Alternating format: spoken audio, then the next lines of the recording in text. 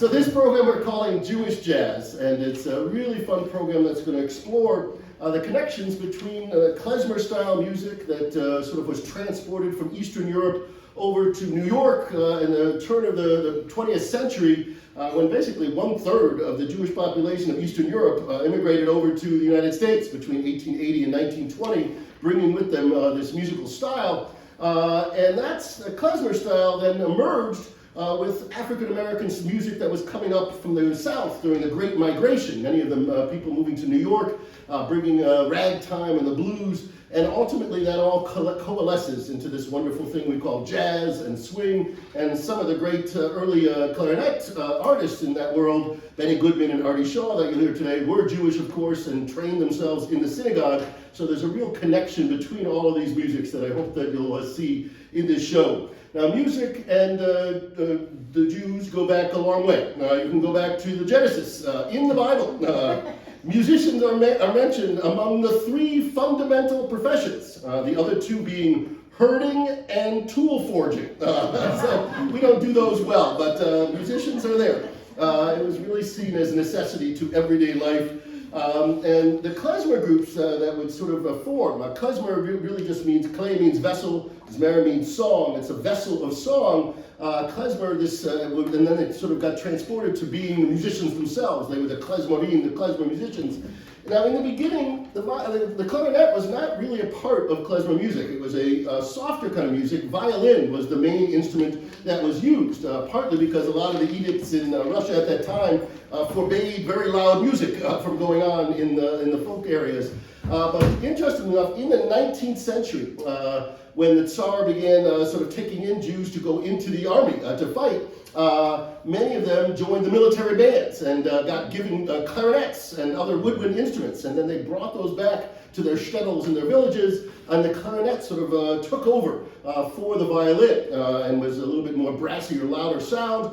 The piano was certainly not a part of it because, for the most part, it was still illegal for these klezmerim to be playing, and if the authorities came, they had to be able to run fast, and it's hard to run fast with a piano on your back. Sometimes you'd have accordions, but the piano really only joins klezmer when it comes to New York and gets metamorphosized in that way. So what we're going to do is sort of explore that connection there and how that klezmer music made its way over. And we're going to start with this little suite we call the Jewish Suite. It's written by an Italian clarinetist named Michele Magnani, who was born, I believe, in 1967 and is the director of many kind of bands in Italy, but writes some really wonderful pieces, and you'll hear another one at the beginning of the second half. This one just gives us a flavor of that Jewish quality. I always say about Jewish music, you know it when you hear it, kind of like what Potter Stewart said about pornography. You know it when you see it. But there's just something about that music, as of course there's the scale as part of sort of an augmented second part of the scale that has its connection as well to Arabic music, and the blues is in there, so the scale is all connected, but you hear that in this Jewish suite. 4 short little movements, and we hope you enjoy it. Here's Michele Magnani.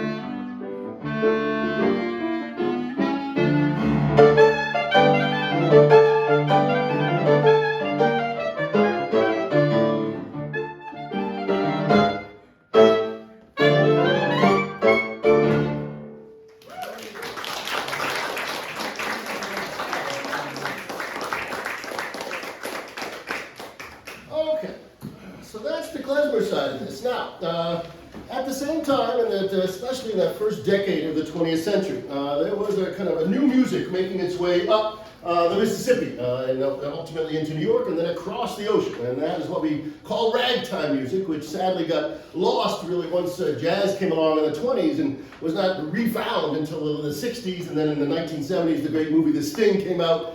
We've had a revival of this music. But it was a fascinating music, and it had a sort of a syncopation, ragging of the rhythm that excited a lot of people that heard it. It started off in the brothels and the saloons, the African-American saloons down in the Mississippi, and many of the early ragtime piano players, it was just sort of something to do while bad things were going on around you, the performers really couldn't write or read music a lot. They basically improvised this, made up a great rag, and the next day they came up with another rag. And it was not until Scott Joplin came along and began to write these down. And he had a wonderful training. Joplin was born in 1868 in Texarkana, Arkansas.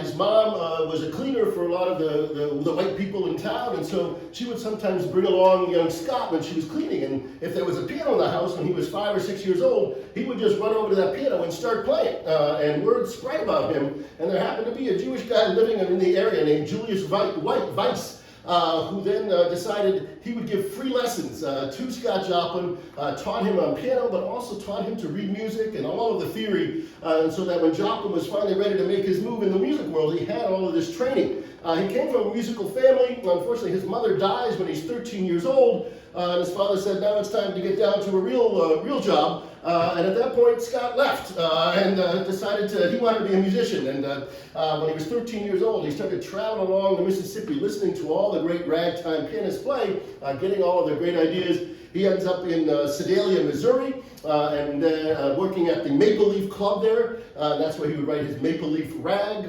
not named after Canada in any way, and then followed soon after with The Entertainer, which we'll play in a second, and that was the piece that was used as the theme for The Sting, and is also always on ice cream trucks when he goes by, is considered one of the great songs of the 20th century. And then we'll also do The Easy Winners, another piece that he wrote soon after. Sadly for Joplin did not think of himself as a ragtime pianist. He thought of himself as a real classical musician, and in fact, he dreamed of writing an opera, and he did write an opera called Tremonisha. And unfortunately, Joplin moved to New York later in his life, and he was able to play a little bit of this opera for some of the crowd up in Harlem, trying to get investors. It's a big opera. He played a piano part. He had a few actors. It was not a great rendition of it, and nobody invested. A year later, he would die penniless in a pauper's grave, and never saw his opera produced. Although before he died, he told somebody, in 50 years, they will listen to my music. And he was absolutely correct. He died, I believe, in 1917. In the 1960s, as I mentioned, there's some new books that come out about ragtime. Joshua Rifkin, the pianist, begins to play all of Joplin's music. And then The Sting comes out, and soon after The Sting came out, the Atlanta Opera produced Tremonisha for the first time. It's a huge 4-hour giant opera, and the music is great. The plot is not so good, but it needed some editing. How is that different from from all operas? I mean, you listen to Wagner, I don't know why. It really should be done more, and I think if he had had the time to edit it out, there would have been a really great opera. But it was really one of the first to have that kind of ragtime feel to it. Now, ragtime really was amazing to those who listened to it for the first time. We have this wonderful letter that a German tourist who had come here in 1903 wrote back to his wife about after he heard ragtime. He said, "Suddenly, I discovered that my legs were in a condition of great excitement. They twitched as though charged with electricity and betrayed a considerable and rather dangerous desire to jerk me from my seat. The rhythm of the music, which had seemed so unnatural at first, began to exert its influence over me. It wasn't that feeling of ease in the joints of the feet and the toes which might be caused by a Strauss waltz. No, it was much more energetic, material, independent, as though one had encountered a balking horse, which is absolutely impossible to master."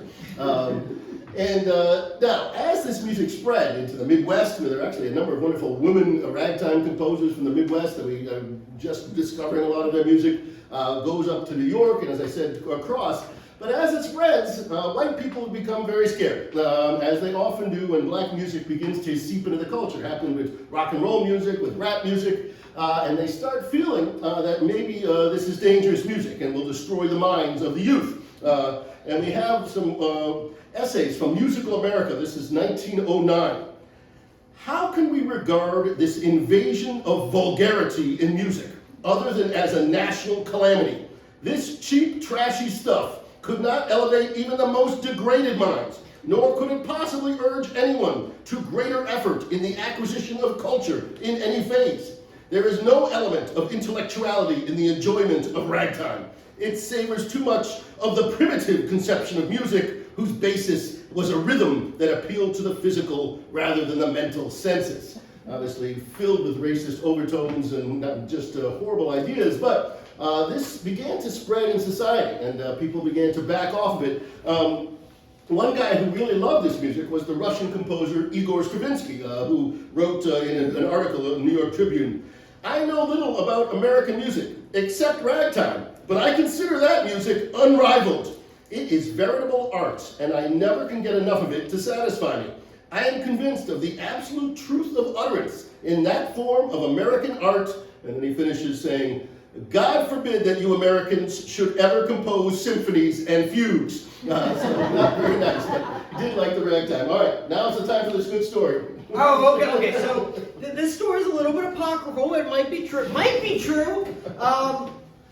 And it revolves around how ragtime changed human history, modern history. And, in the final years of the Tsarist Empire in Russia, Tsar Nicholas II, his right-hand man was the great mastermind of his rule, Rasputin. And some of the other nobility, the oligarchs, were getting apprehensive of Rasputin's power and influence, so a plot was hatched to assassinate him. So the head of the plot, again, I don't have the notes in front of you, is a count or a duke, invited Rasputin over to his house. And the idea was he was going to kill Rasputin. But this noble person was a big fan of American music and had two very unusual things in his home.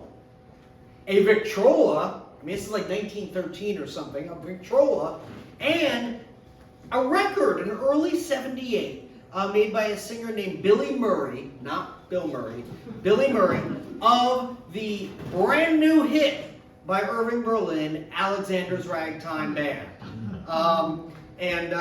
Which had nothing to do with Tsar Alexander. Anyway, and the story goes that when it was time for this nobleman to do the deed, he put on that record.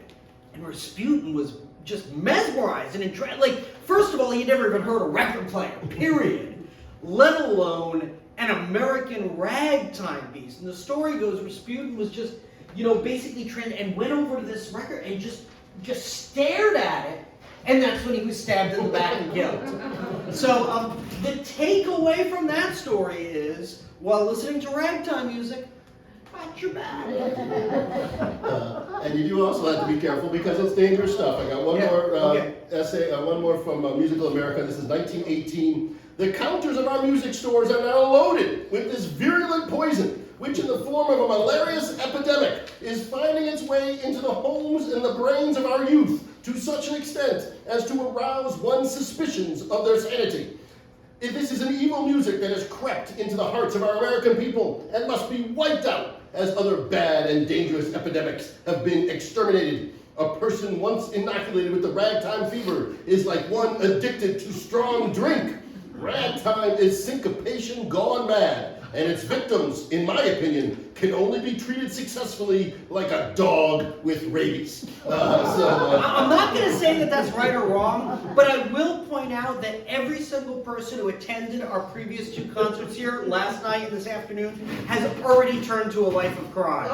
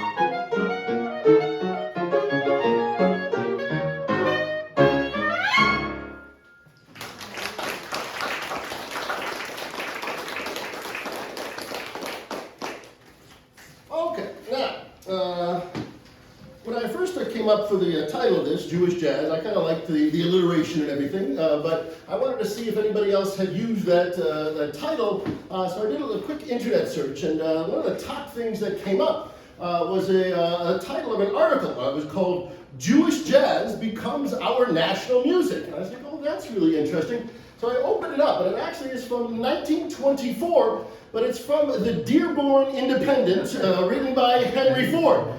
Most of you might know that Henry Ford was one of the great anti-Semites of all time, one of Hitler's favorite people. In fact, Hitler had a portrait of him in his bunker. And Ford wrote some really horrifying things. When I was young, my father would never have a Ford. I never understood until I read some of these how he felt. But Ford recognized that there was something going on, especially in New York, where the African Americans and the Jews were sort of getting together, and that music was sort of flooding it in, like we heard in that Musical America quotes. And he wrote the following: "Many people have wondered whence come the waves upon waves of musical slush that invade decent parlors and set the young people of this generation imitating the drivel of morons. Jazz is a Jewish creation. The mush, the slush, the sly suggestion, the abandoned sensuousness of sliding notes are of Jewish origin." Now, of course, this is not true, but there is some links to what was going on in klezmer music, the way you can slide around on these instruments that have some links to the African-American music, but the connection of that was what was fascinating. Now, he starts talking about Tin Pan Alley and the horror of that area in New York. He said, "The song pluggers of theater, vaudeville, and radio are the paid agents of the Yiddish song agencies. Money and not merit dominates the spread of this moron music, which is called Jewish jazz and swing. Non-Jewish music is stigmatized as highbrow. The people are fed from day to day on the moron suggestiveness that flows in a slimy flood out of Tin Pan Alley, the head factory of filth in New York, which is populated by the Abies, the Izzies, and the Moes, who make up the composing staffs of the various institutions. Tin Pan Alley is the name given to the region in 28th Street between Broadway and 6th Avenue, where the first Yiddish song manufacturers began business. Flocks of young girls who thought they could sing, and others who thought they could write songs, came to the neighborhood, allured by the dishonest advertisements that promised more than the budding Yiddish promoters could fulfill. Needless to say, scandal became rampant, as it always does when so-called Gentile girls are reduced to the necessity of seeking favors from the Jew. It was the constant shouting of voices, the hilarity of parties, the banging of pianos, and the blaring of trombones that gave this district the name of Tin Pan Alley.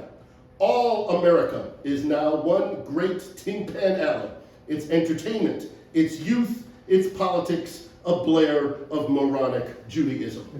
So it's fairly horrifying when you read this. This is Henry Ford writing all of this, and it's scary. Anyways, we're going to play now a piece written by a composer born in the Soviet Union in 1927. His name is Lev Kogan, not as well known here. Grew up in the Soviet system, in fact went to the Moscow State Conservatory and studied with Aram Khachaturian, the great Armenian composer. But Kogan really was Jewish, and he wanted to bring that music out, which was dangerous to do, of course, in Soviet time, in Soviet Russia. He was somehow able to get out in 1972 and emigrated to Israel. And that's when he started to really write most of his music, wrote 250 Yiddish songs, a number of symphonies and larger pieces, but also a lot of this kind of klezmer style music. And we're going to do something he wrote, I think, in the late 80s. These are 10, it's from a score called 10 Hasidic Tunes. We're going to do 4 of these. And again, with these, you'll hear that klezmer style, but you also hear a little bit of the jazzy quality. Of course, these are written in the 80s, but I think the slow one, the second one we do, especially has this kind of jazz quality to it. So here's Lev Kogan's Hasidic Tunes.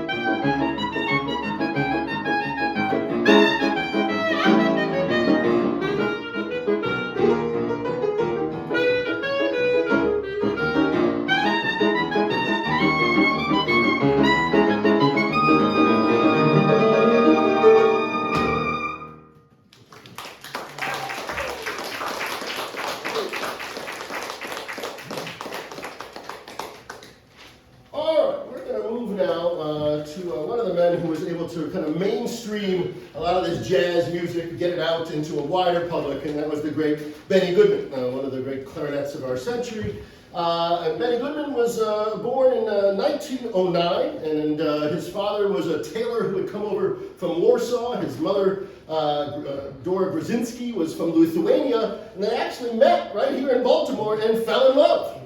And left! Like right away! And immediately got out of Baltimore and went to Chicago, which is where the family grew up. And there were 12 kids. I think it was 3 boys and 9 girls.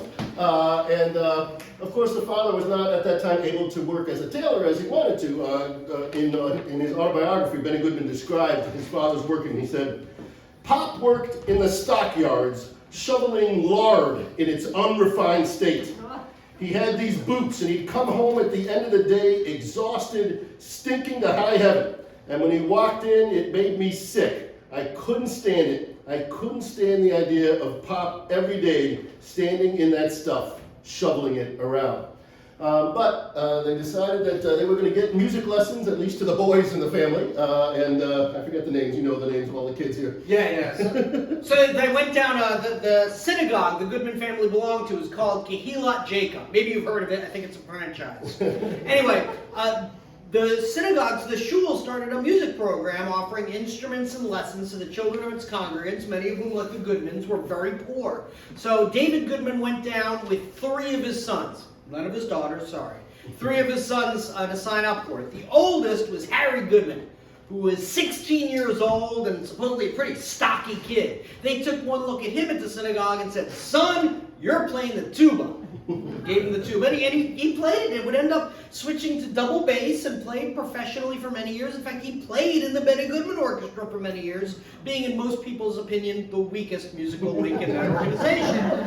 Next in age was Freddie Goodman, who was 12 years old, also a decent-sized kid. They took a look at him and said, "All right, you're going to play the trombone." Handed him the trombone. The youngest of the Goodman boys who went down that day was Benny, 10 years old, by all accounts a pretty scrawny 10-year-old. They took one look at him and said, "Boy, chick, you're going to have to play clarinet." And that's how his instrument was chosen. Stuck with clarinet. Did a pretty good job on it, though. By the time he was 14, he was already playing in bands. Sadly, when he got his first big professional gig, that same night, his father was actually killed. He was hit by a streetcar. So his father never saw Benny grow up to be what he became, which was always something that really bothered Benny. Now, he formed this great band, and they started experimenting with this new kind of upbeat jazz, what we call swing. And it was in 1935 at the Palomar Ballroom in Los Angeles, where the first great program of this. They played the first half of this concert kind of more standard jazz, and they noticed that the audience was not really excited by it. So Gene Krupa, the great drummer from the band, at intermission supposedly went to Benny Goodman and he said, "Benny, if we're going to die out there, we should die playing what we want to play." And so that second half, they opened it up to some faster swing music, and that's how it all started, supposedly. Within a few years, they would end up in Carnegie Hall, one of the most important concerts of its time, January 16th, 1938, described by critic Bruce Eder as the single most important jazz or popular music concert in history. It was jazz's coming out party to the world of respectable music. Another critic, Will Friedlander, Friedwald said, "In bringing jazz to Carnegie Hall, Benny Goodman was, in effect, smuggling American contraband into the halls of European high culture. And Goodman and his 15 men pulled it off with the audacity and precision of Ocean's 11. So it was a great concert. It sold out weeks and weeks beforehand, all 2,700 seats. Anybody have an idea what the price was, the high price at that time? $3.50. Close, $2.75. What that means is that all of you overpaid tonight. Now, of course, the other important thing about Benny Goodman and his orchestra, it was a fully integrated orchestra.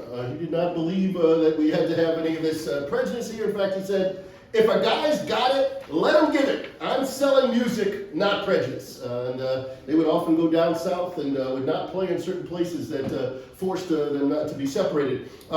He was also a very tough taskmaster, and once he got going, he was really tough on the orchestra.